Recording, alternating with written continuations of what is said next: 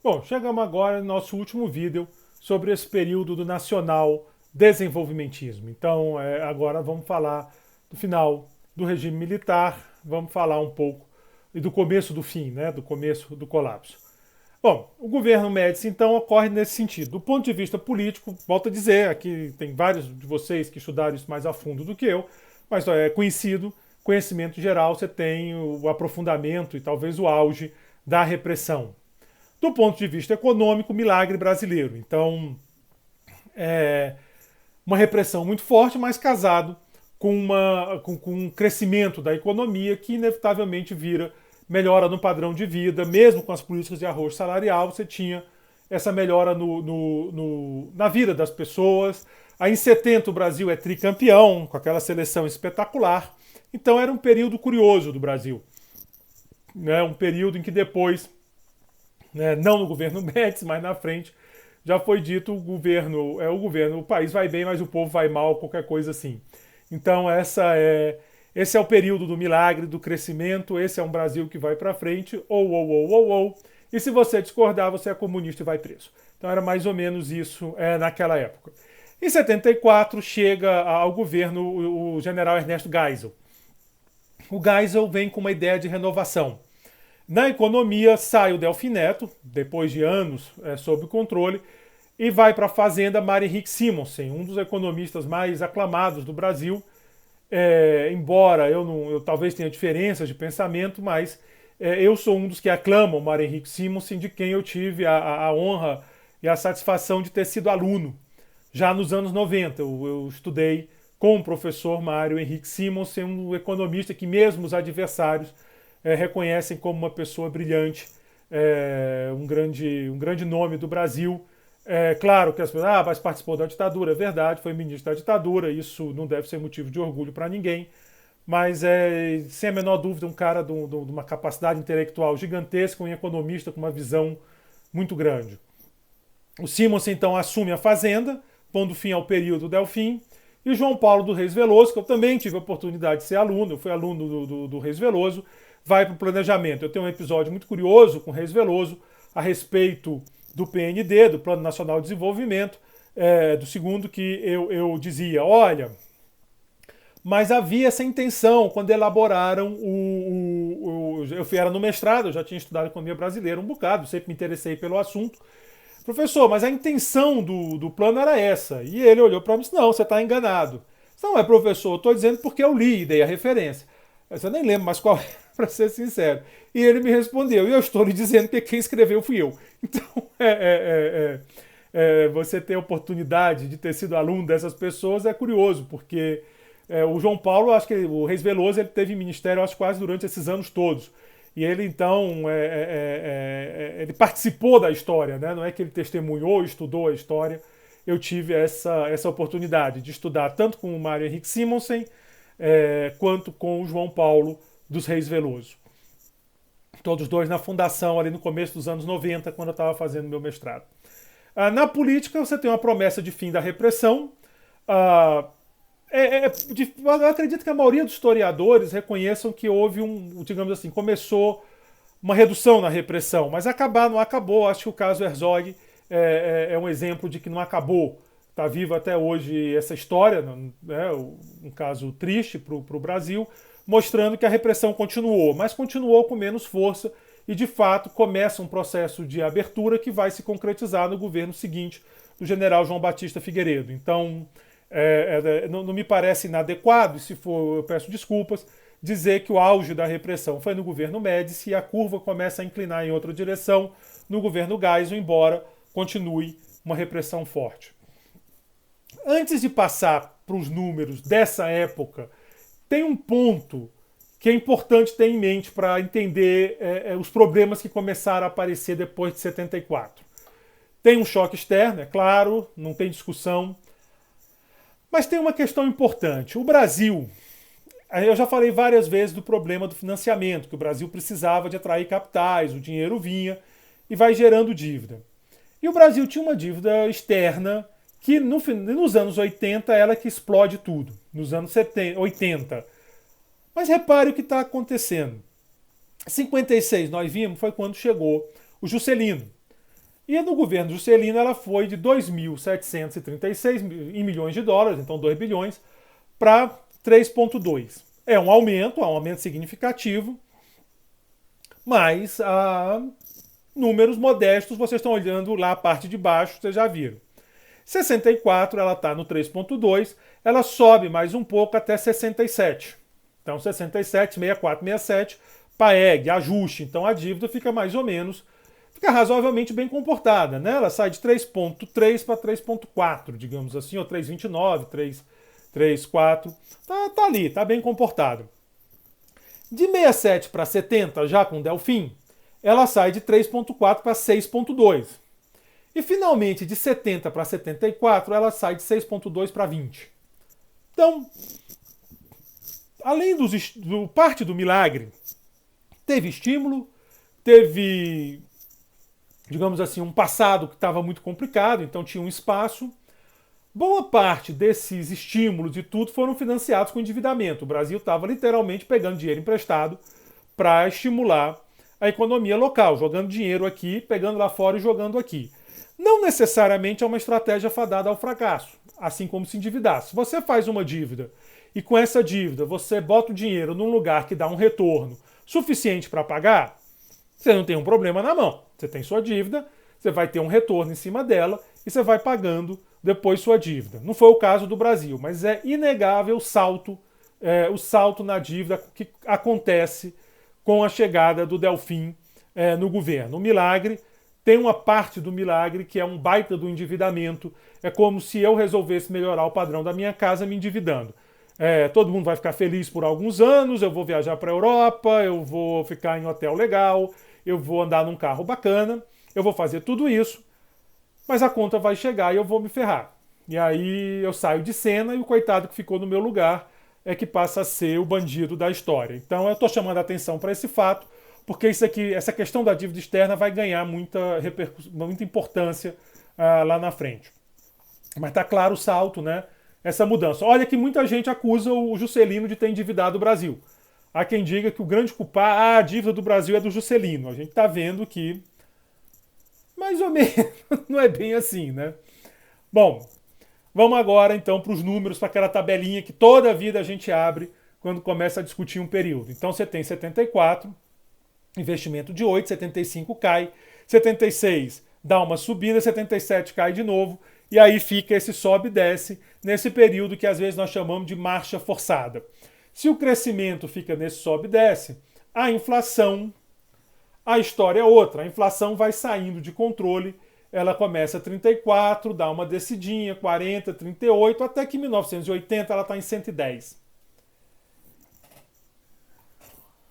Uma das razões alegadas no golpe contra o João Goulart foi o descontrole da inflação. A principal razão provavelmente foi essa história de comunismo que tinha na época, mas do ponto de vista econômico, o João Goulart foi muito acusado por perder o controle da inflação. Em 1980, a inflação estava, medida pelo IGPDI, estava maior do que em 1964. Então, se João Goulart era o irresponsável, o que dizer de quem governou o país nessa época. Então você conseguiu manter um crescimento, mas às custas de um desajuste monstruoso que mostra aqui essa tabela. A inflação vai começar uma trajetória que daqui para pior. Nós vamos já ver.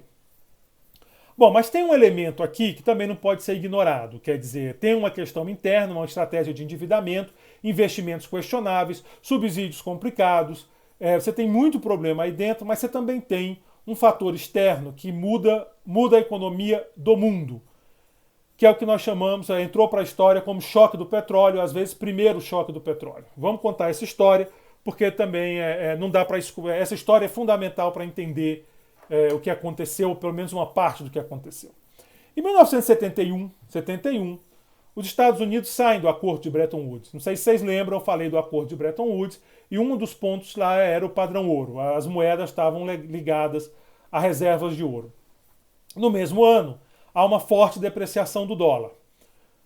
Como o preço do petróleo era fixado em dólares, o barril do petróleo começou a perder valor junto com o dólar. Então o preço do petróleo era dado em dólar, Os Estados Unidos sai de Bretton Woods, na prática os Estados Unidos diz o seguinte: acabou o padrão ouro, nós não vamos mais, não existe mais o lastro ouro para o dólar agora é uma moeda que não tem mais lastro, ou, dito de forma mais apropriada, pelo menos na minha leitura, o lastro do dólar agora é a confiança da política fiscal americana, do governo americano, já é um baita governo, mas não é mais o ouro.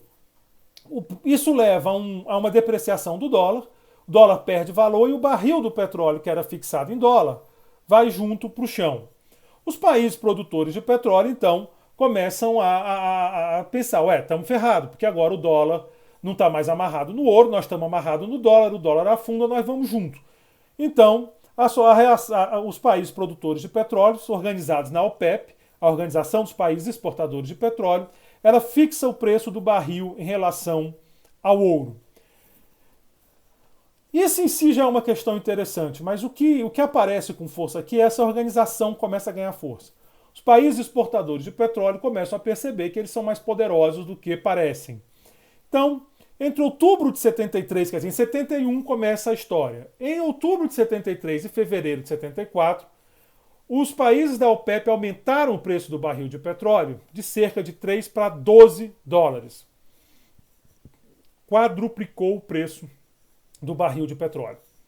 Num período de outubro a fevereiro, coisa de 6 meses, quadruplicou o preço do barril de petróleo. Esse aumento teve impacto na economia global e desencadeou o que ficou conhecido como choque do petróleo. Então, os países que dependiam de petróleo, todos, nós vivemos, até hoje nós vivemos, de certa forma, no mundo do petróleo. O petróleo é uma grande fonte de energia e de outras, matéria-prima para um monte de coisa, toda a parte aí, plástico, essas coisas tudo, petroquímica. Então o petróleo é o grande insumo, talvez, da nossa civilização, em particular da energia, e ele tem esse salto de preço gigante, é um caos na economia, na economia mundial. Tanto o choque quanto a resposta do governo ao choque acabaram sendo determinantes para o que ia acontecer no futuro. Isso aqui é para vocês visualizarem o que aconteceu o que aconteceu lá, o que foi o choque do petróleo. Esses preços estão corrigidos, esse preço eu peguei do site Macrotrends, vocês podem ir lá confirmar. De novo, são preços corrigidos, estão em dólares de setembro de 2019. Então não está o valor da época. Esse aqui, esse movimento que começa no final de 71, né, depois de 70, ganha força e chega a esse pico em 80, é o período que a gente está falando. Nós estamos falando desse primeiro pulo aqui. Você vê que é um pulo gigante. Depois nós vamos falar desse pulo aqui. Você vê que depois disso a queda só nas vésperas da grande crise de 2008 que o barril de petróleo ultrapassou esse valor aqui. Por ali. Mas, esse salto aqui é o que eu estou falando agora. Isso aqui, e esse salto gigante, ele foi o estopim do que se chamou primeira crise de petróleo, disparando recessão e inflação no mundo inteiro. O grande insumo das economias industriais quadruplicou de preço num período de 6 meses. É essa história. Agora vê a situação do Geisel. O Geisel tinha acabado de virar presidente e ele tinha uma ideia de abertura. Contra o Geisel estava o que se chamava de linha dura militar. Aqueles militares que achavam que não tinha que ter abertura, muito pelo contrário, tinha que seguir na pegada do Médici. Então tinha uma disputa lá dentro do governo nessas duas abordagens. Uma resposta a esse tipo de choque, isso é o que a gente chama de choque de oferta. Se vocês lembrarem lá das nossas primeiras aulas, é como se tivesse contraído a oferta agregada. Aquela oferta agregada, vocês podem pensar nela vertical, como eu mostrei para vocês, ela contrai. Então, eu tenho aqui uma oferta e demanda, se eu improvisar aqui, eu não tenho quadro, ela contraiu. O que acontece? O que você tem num caso desses é aumento de preço com queda de produção. O choque de oferta é uma desgraça. Valia a pena. Um governo que estava fazendo uma discussão política profunda permitir uma situação dessas, uma recessão com aumento de preço? Era essa a ideia. Esse foi o drama do governo Geisel. E numa época complicada, porque o pensamento macroeconômico daquela época era muito keynesiano. E o pensamento keynesiano, ele associa a inflação à prosperidade.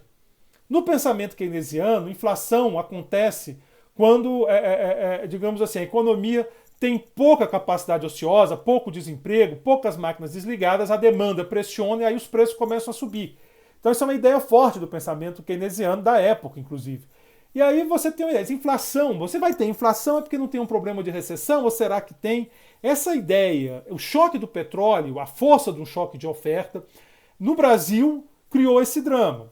Mas no pensamento macroeconômico, ele tem um impacto, é ruim comparar momentos históricos, mas lembra um pouco o que aconteceu na Grande Depressão. Assim como a Grande Depressão comprometeu o pensamento da época, esse pensamento que a gente chamava de clássico, você pode chamar de novo clássico, neoclássico, não tem muito problema, mas o que a gente chamou de economia da oferta, como falar que a economia, que não tem desemprego, naquele desemprego gigantesco, que o desemprego ali comprometeu, o choque do petróleo e a recessão que vem no mundo, junto com a inflação, o mundo vive o que se chama de estagflação, recessão com inflação, ela compromete o pensamento keynesiano. Ela compromete. Essa combinação de economia em recessão e preço subindo, ela não cai bem no receituário keynesiano. Então você tem uma confusão. Do ponto de vista macroeconômico, quem gosta de macroeconomia, é aí que começa a renascer o pensamento clássico, então o novo clássico, na década de 70, que aparece o Robert Lucas, Thomas Sargent, Edward Prescott, todos esses caras que depois ganharam o prêmio Nobel e que marcaram a revolução do pensamento macro. O trabalho deles começa a aparecer nos anos 70, exatamente trazendo aquelas ideias clássicas, agora chamadas novoclássicas, botando a questão dos choques de oferta. O Prescott talvez chegue ao auge desse movimento lá nos anos 80, no comecinho dos anos 80, num artigo junto com o Kydland, onde ele coloca que o ciclo econômico está muito relacionado a choques de oferta. Os choques reais, que chama o ciclo de negócios reais, do inglês RBC, de Real Business Cycle, RBC. Foi o prêmio Nobel do Prescott e do Kydland, junto com a questão também monetária. Então, você tem uma revolução no pensamento macroeconômico naquela época. É claro, o Brasil não estava no eixo dessa revolução. Essa revolução acontece nos Estados Unidos e mais na Europa, mas mais nos Estados Unidos, passa muito pelos Estados Unidos isso. O Lucas estava lá, o Prescott estava lá, o Sargent estava lá, esses caras, o Sargent estava em Minnesota, depois Chicago, o Lucas eu acho que já estava em Chicago, o Prescott ele passa para Chicago, depois vai para Minnesota, é ali no meio dos Estados Unidos que está acontecendo essa revolução no pensamento. Mas aqui o drama era outro, não era questão teórica, o drama e aí? Como que nós vamos fazer? Estourou uma bomba aqui na sala, o que a gente vai fazer? Nós vamos incentivar ou nós vamos deixar a recessão chegar e fazer o serviço dela? Deixar a recessão poderia ser fatal para o processo de abertura. Evitar a recessão podia levar a uma crise ainda pior no futuro. A minha leitura é que de fato levou. Bom, um exemplo foi a revisão da política salarial, que passou a corrigir as perdas com subestimação da inflação futura. Então aquela ideia que você embutia uma inflação futura, mas subestimava, a política salarial tentou corrigir. Vale a crítica do Marco Martins que eu falei, que estimar a inflação futura é coisa que só se observa no futuro. Se estima, mas é mais ou menos. Outra marca importante do governo Geisel foi a criação de regras para a correção monetária e a consequente indexação oficial da economia. Então, à medida que a inflação vai crescendo, você começa a criar regras de ajuste. E isso foi se generalizando. Nos anos 80 era uma loucura. As coisas se ajustavam o tempo todo de acordo com regras pré-estabelecidas. Então, você tinha uma prestação, mas ela ia aumentando para poder incorporar a inflação. O salário começa a ser corrigido cada vez menor com regras pré-definidas, o aluguel é redefinido o tempo todo. Você vai vivendo essa construção que chama indexação. O problema dessa indexação é que se você tem um choque, por exemplo, choque do petróleo, que eleva um preço, é claro, subir um preço tem um efeito na média. Por exemplo, final do ano passado, subiu o preço da carne. Teve aquela subida no preço da carne. É claro que isso elevou a média. Claro que não é igual, é um impacto menor, mas tem. Ora, se você recorrige os outros preços pela inflação, esse impacto da carne na média acaba elevando todos os preços. Então vamos supor, tem, suco, tem alface e tem carne. Suponho que só tem esses três bens. O preço da carne subiu porque houve um problema. Teve uma praga lá na China que pegou o rebanho suíno da China, foi isso que aconteceu. E aí as exportações do Brasil aumentaram, os chineses vieram comprar porco aqui e o preço subiu. Ora, o que se espera disso em economia? Que a carne fique mais cara em relação à folha e ao suco. É isso que aconteceu, porque aumentou a demanda pela carne. Mas os preços da folha e do suco não tem nada a ver com isso. Então eles vão ficar mais baratos, a carne ficou relativamente mais cara. É isso que se espera em economia. Agora, se eu tenho uma regra dizendo que o aumento médio vai ser repassado para os outros preços, então aquele aumento da carne aconteceu, bate na inflação, e a inflação vai elevar o preço da folha e do suco.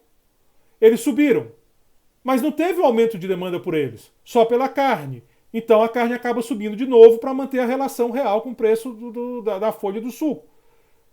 Opa, mas a carne subiu de novo, afetou a inflação, esses subiram de novo. Você começa a gerar um ciclo maluco, onde um preço puxa o outro, um preço puxa o outro, e a inflação vai subindo. Esses foram os efeitos da indexação oficial. Por outro lado, e generalizada, por outro lado, amenizava o efeito da inflação. Se eu tenho uma regra que diz, Roberto, todo mês teu salário vai subir igual à inflação do mês, é mais fácil eu conviver com uma inflação de 100% ao ano, porque senão meu salário se ferrou durante o ano. Mas ele foi repondo. Só que isso também vai puxando a própria inflação, você foi criando um monstro nesse governo do Geisel. Tem também uma marca importante, o segundo PND, que é marcante. Talvez se esse curso fosse dado nos anos 80, metade do curso ia ser sobre o segundo PND, mas nós estamos no século XXI. Mas o PND é quando o processo de substituição de importações chega à indústria de bem de capital. Vocês lembram que eu falei? Começa, eu vou substituir a camisa, depois eu vou substituir o tecido que faz a camisa, depois eu vou substituir a máquina que faz o tecido, e aí eu vou pegar a máquina que faz a máquina que faz o tecido. Então chega nas máquinas e nos bens de capitais no segundo PND. Então é um ponto importante da industrialização do Brasil. É tão marcante isso que no começo dos anos 80, alguns economistas estruturalistas, eles diziam o seguinte, olha, essa crise é passageira porque a indústria chegou. E de fato chegou. No começo dos anos 80, a participação do produto da indústria no Brasil era muito alta, mesmo comparada a países europeus e Estados Unidos. Era alta, ela não deixava a desejar. Então, esse processo foi fundamental. O segundo PND é muito discutido nesses meios porque é um momento importante desse processo. No setor de bens de capital, particularmente quanto a equipamentos não seriados, a preocupação fundamental é no sentido de inverter a tendência que se vinha observando, a que o comprador se colocasse à posição de procurar importar ao máximo pelas desvantagens que a compra de equipamento nacional oferecia. Página 37 do segundo PND. O que ele está dizendo? Ora, o comprador queria importar essas máquinas porque a nacional era ruim. Basicamente era isso. Aí você importava as máquinas que eram melhores. O que o governo fez, tentou reverter essa situação. Em parte conseguiu. Em parte consegue. Você dá um gás na indústria. Por outro lado, ora, é a indústria de bens de capital. Então todo mundo começa a comprar máquina mais ineficiente. Você começa a comprometer a produtividade do país. Porque está todo mundo usando máquina ruim. Se você substitui a importação de camisa, aí eu vou usar uma camisa mais cara que talvez não seja tão legal quanto a camisa italiana que eu queria. Eu vivo com isso. Agora, se você vai fazer isso lá nas máquinas, você está comprometendo a própria produtividade da economia. Né? Quer dizer, na camisa também. Mas é uma discussão mais complexa. Lá na máquina, na veia. Então, você cria esse problema adicional. Olha que confusão no meado dos anos 70. O mundo pegando fogo com o choque do petróleo, o Brasil numa transição política, o governo querendo estimular a economia, um monte de indexação e as máquinas importadas sendo trocadas por máquinas nacionais desvantajosas, vamos dizer essa expressão. Então, está começando a formar o inferno dos anos 80. Embora o crescimento tenha continuado, esse crescimento, digamos assim, forçado, esse crescimento empurrado pelo governo, essa marcha forçada continuou, as condições estavam indo de mal a pior, estava se formando o drama, assim, a caminhada para a crise já estava quase que garantida nesse processo, na minha leitura. Outros autores pensam diferente, mas de certa forma não, porque mesmo quem vai enxergar que o problema foi a dívida, que continua crescendo cada vez mais, a dívida faz parte dessa estratégia. A dívida não foi uma maldição, não foi que a gente perdeu uma guerra e aí o vencedor nos jogou uma dívida. Não. A dívida foi parte dessa estratégia. Alguém pode sempre dizer que não eram governos eleitos, então foi forçado. Essa é uma discussão interessante, mas não é a discussão do curso. A dívida fez parte desse plano. Bom, Em 15 de março de 79, chega o último dos generais que governaram o país no período da ditadura, que é o general João Batista Figueiredo. E cabe a ele. O Figueiredo fica com um pepino feio na mão dele. Ele é o cara que vai conduzir o colapso da economia. Colapso que isso não é culpa dele, já era irreversível, o caminho já estava tomado. Ele ainda piorou as coisas, eu vou já falar como. Mas também é o cara que vai fazer a transição para a democracia.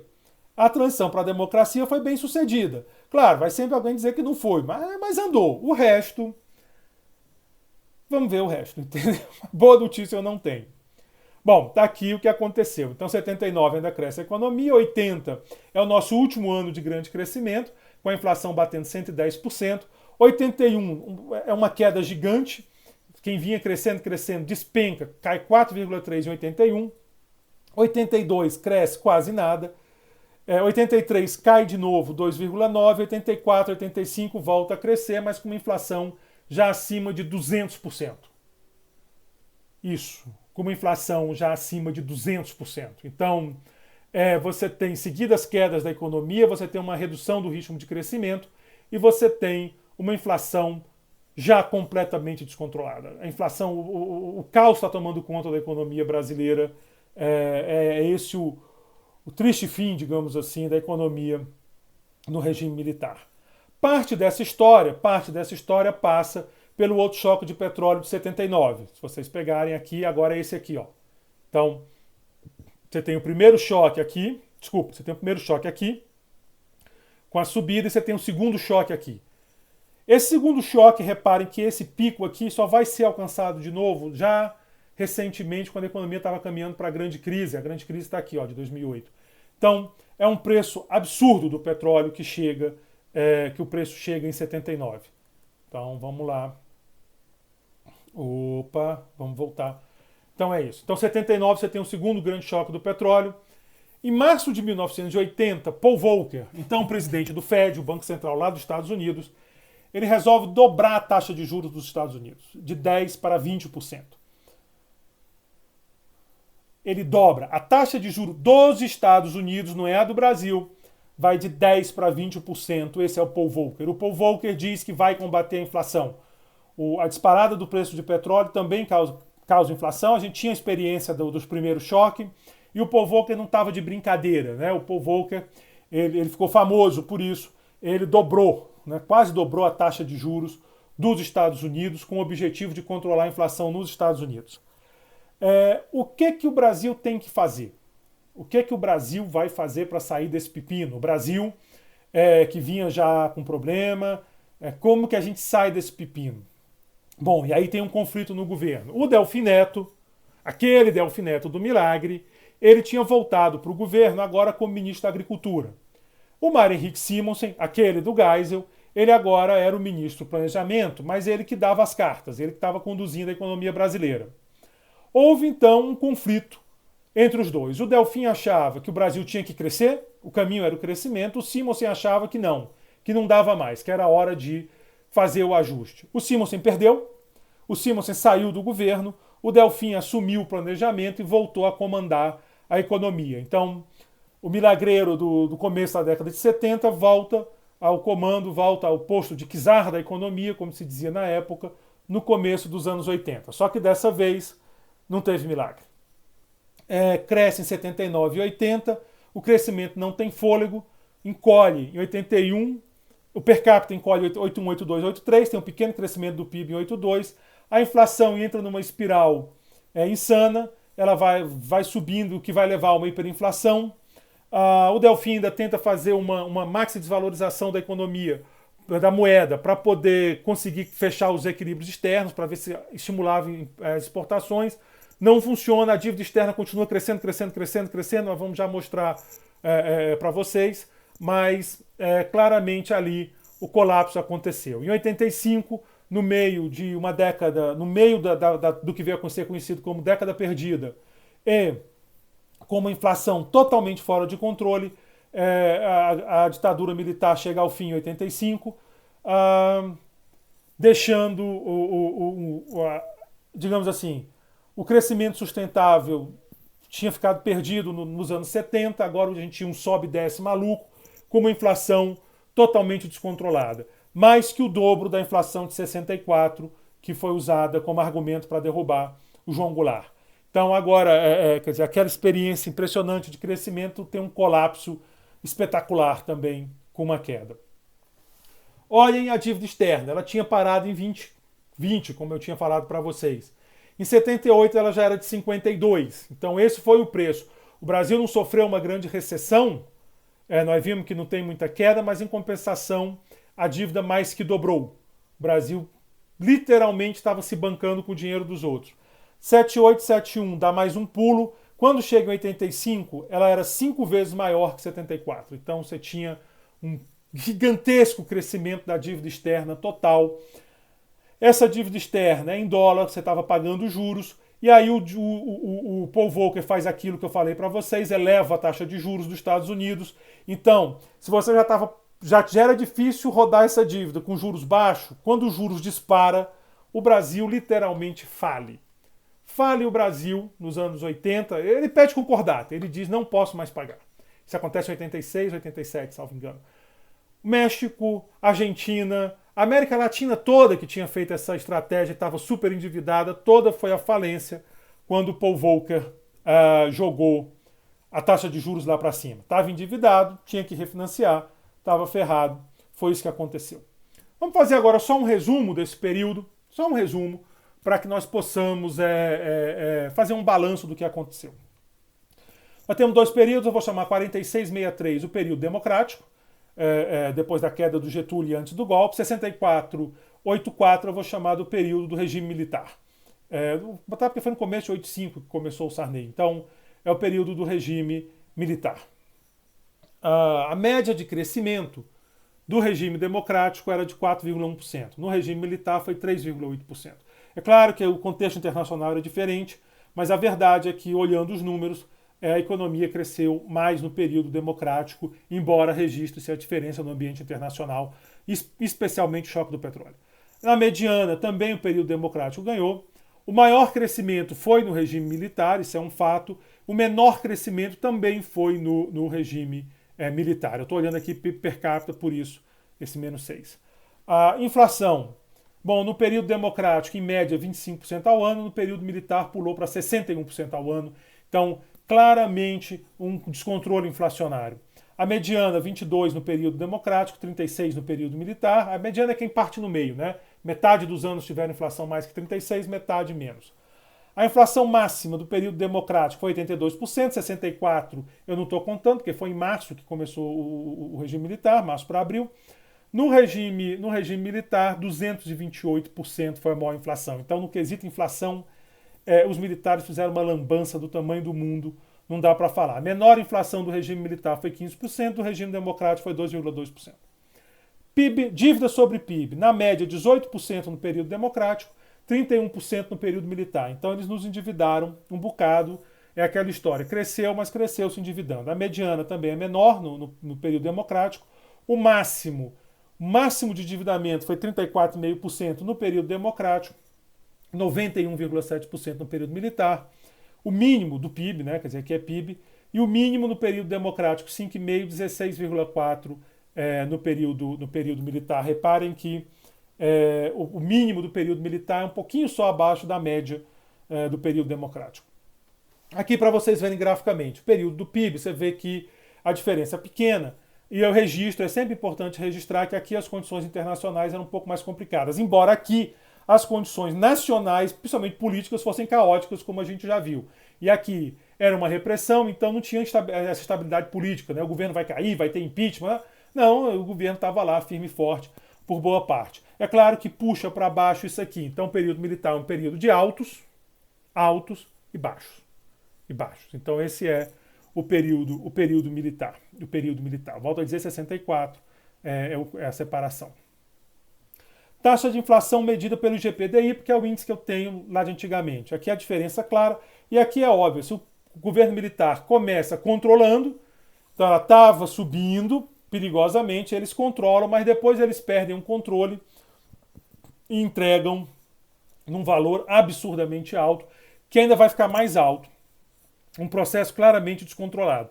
O crescimento, a inflação quando sai de controle, meu amigo, ela vai embora. É que nem essas pandemias aí, quando sai de controle, cresce exponencialmente, né? Ela não cresce assim, não foi, mas é quase, ela dispara. A dívida externa como proporção do PIB, aqui você vê claramente, aqui você vê claramente o pulo, né, que a gente fala, o pulo que teve lá do Juscelino, que fez aquele pulo e tal, mas depois estava ajustando, os militares botam de novo uma trajetória explosiva aqui no final, explode a dívida externa como proporção do PIB. Então eles geraram um crescimento mais ou menos igual, se você ajustar as condições externas, eu já ajustei, então é quase igual mesmo, mas em compensação entregaram muito mais inflação, entregaram endividamento externo muito maior e a dívida do governo central também sai completamente de controle no governo militar. É claro que tem a infraestrutura, que houve investimentos importantes no governo militar, tem, um pouco a industrialização que aconteceu, embora em grande parte tenha sido revertido, o que sugere que não era uma indústria lá muito sólida, mas ainda é indiscutível assim, que olhando esses grandes números, talvez não seja forçar a barra dizer que foi um preço muito alto por uma diferença de crescimento que nem apareceu. E eu estou falando só em termos econômicos. Se botar a dimensão humana, da suspensão de direitos humanos, direitos políticos e direitos individuais, então nem dá para falar de preço alto porque é um preço impagável, digamos assim. Eu estou falando só na questão econômica, é um preço, talvez tenha sido um preço muito alto por um diferencial de crescimento não tão grande. Em 15 de março de 85, José Sarney toma posse como primeiro presidente civil desde a deposição de João Goulart. Sarney não foi eleito, o Sarney na realidade era vice da chapa do Tancredo, uma chapa que foi eleita no Congresso Nacional. Há bons motivos para acreditar que numa eleição eles teriam sido eleitos. Havia uma mobilização popular muito forte pela eleição direta. Essa mobilização foi frustrada. Mas depois houve uma mobilização muito forte para pressionar o Congresso pela eleição do Tancredo Neves, aquele mesmo que tinha sido primeiro-ministro lá no começo da confusão, lá quando o Jânio renuncia, em 61. Então, havia muito essa esperança, o Tancredo Neves trouxe uma esperança gigante para o Brasil, mas o Tancredo Neves, ele faleceu.